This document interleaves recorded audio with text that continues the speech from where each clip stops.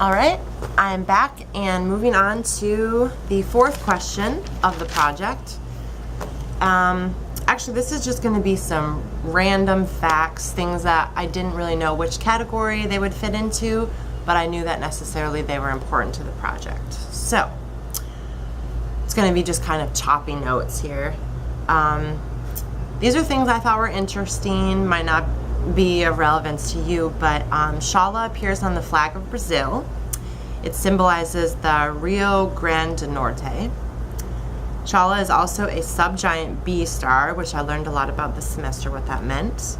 The average temperature on my star is going to be 25,000 Kelvin, K, anywhere between 21,000 to 25,000. The luminosity. Total lume is about 35,000 of the sun. That's comparing it to the sun. The orbital period is about 6 days. Technically it's 5.9 days. There may be a third distant companion, possibly a white dwarf. Something else I thought was kind of cool, the USS Shaula was a United States Navy crater named after the star. Crater, carrier, one of the two. I thought it was really neat how the temperature of Shaula is actually much higher than the sun's temperature, which is only 5,700 K. You know, before this semester, I always thought that the sun was the brightest, most luminous, hottest, highest temperature thing in the sky. Not true.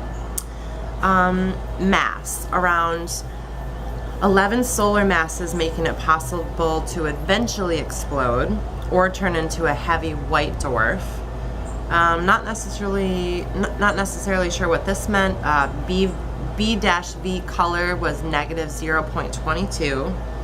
And compared to the sun, which is 1,000,000 miles wide, Shaula is humongous. It's 700 times more wide than the sun. That's something that absolutely blew my mind.